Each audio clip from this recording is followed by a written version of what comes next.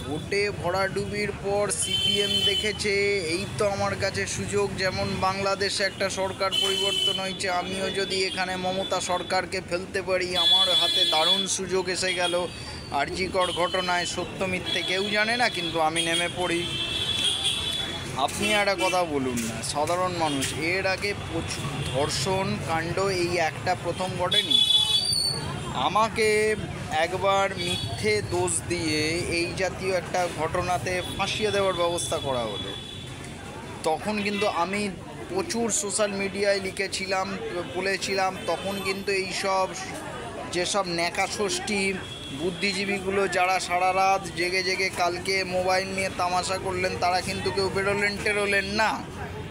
কেন তাদের বেরোবার দরকার নেই, কেন আমাকে নিয়ে তারা রাজনীতি করতে পারবেন না আর তাদের পকেটও ভরবে না।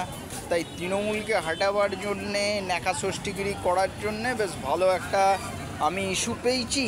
চলো এবার বাংলাকে আমি বাংলাদেশের মতন বানাবো, মমতাকে হাঁটাবো, এই একটা প্ল্যান হারামজাদা সিপিএমগুলো পেয়ে গেছে। হ্যাঁ, এই জন্যে এদের হারামজাদা বলছি, কারণ সিপিএমের যে লক্ষ্য, কাল যেসব বুদ্ধিজীবীরা রাস্তায় নেমেছিলেন তারা প্রকৃত অর্থে, আজ যদি আমি বলি যে আমাকে মিথ্যে দোষে ফাঁসানো হচ্ছে, আপনারা একটু আমার পাশে থাকবেন, তখন কিন্তু এই বুদ্ধিজীবীর কেউ পাশে থাকবেন না। একটা লোক, কোনো বুদ্ধিজীবীকেই পাওয়া যাবে না যারা কালকে রাতে এরম করে মোবাইল নিয়ে নাচন কোদন করছিলেন। ঠিক আছে, এরা দেখবেন আজকে এই ঘটনাটা ঘটে গেছে, এরপর এরা যে যার শুটিং ফ্লোরে চলে যাবে এবং সেখানে গিয়ে এরা যাদের রঙ্গব্যঙ্গ তামাশা আরম্ভ করে দেবে।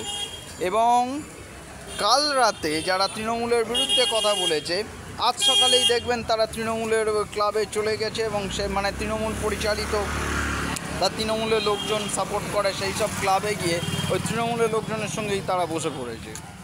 ঠিক আছে, এরম ঘটনা আমার পাড়াতেও ঘটেছে। এইসব ব্যাপারে সন্দেহ নেই, এসব ব্যাপারে সন্দেহ নেই।